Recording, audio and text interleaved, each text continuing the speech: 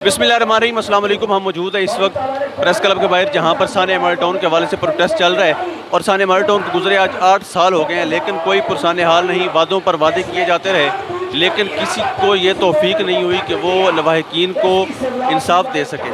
कि शुहदा के वरसा हैं, उनसे हम बात भी कर रहे हैं। हम आगे बढ़ते हैं और जानते हैं कि वो इस अदालती निज़ाम से किस हद तक मुतमईन है और क्या कहेंगे। अस्सलाम वालेकुम। वालेकुम अस्सलाम। अब ये बताइएगा कि एक ऐसी अदालतें जो बदमाशों को, डाकुओं को, लुटेरों को ज़मानतें देने के लिए रात 12 बजे भी खुल जाती हैं, इतवार को भी लग जाती हैं, लेकिन सानिया मॉडल टाउन का इंसाफ अब तक कोई रास्ता नज़र नहीं आ रहा। क्या आपको अब भी इन अदालतों से कोई तवक्को है?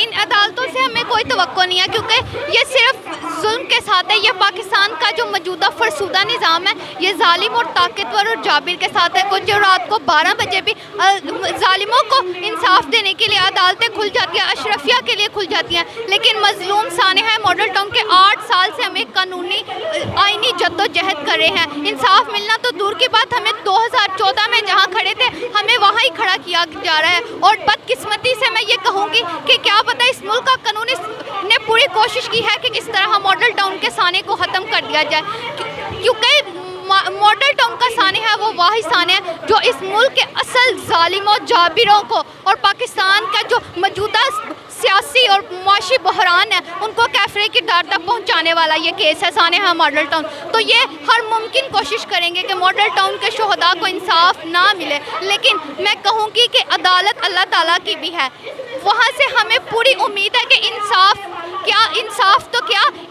की ऐसा बोलबाला होगा कि इन जालिमों को पूरी दुनिया देखेगी कि ये कैसे यजीद और फिरौन की तरह इबरत का निशान बनेंगे इंशाल्लाह। इमरान खान साहब, एक वक्त था जब मिलकर पॉलिटिकल स्ट्रगल कर रहे थे, उस वक्त सानिया मॉडल टाउन उनकी हर तहरीर में होती थी, लेकिन 3 साल 7 माह में उन्होंने सानिया मॉडल टाउन का जिक्र तक नहीं किया। लेकिन अब जब उनको दोबारा किक आउट किया गया, अब वो दोबारा हर इंटरव्यू में सानिया मॉडल टाउन का राग अलापते दिखाई देते हैं। इस पर क्या कहेंगे आप?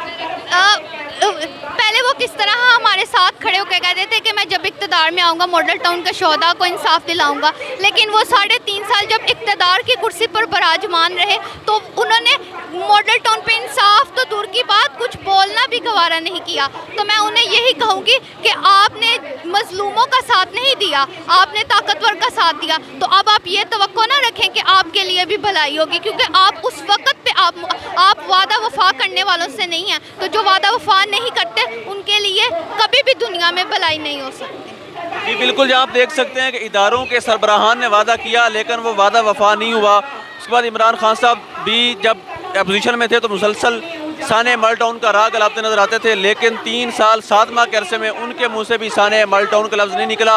उन समेत कितने ही नामवर सियासतदान हैं, जिनमें क्वाफ लीग है, जरदारी साहब हैं, सब लोग हैं। और एक हकीकत है कि डॉक्टर अब्दुल साहब के अलावा हर एक ने सानिया मॉडल टाउन पे सियासत भी की है।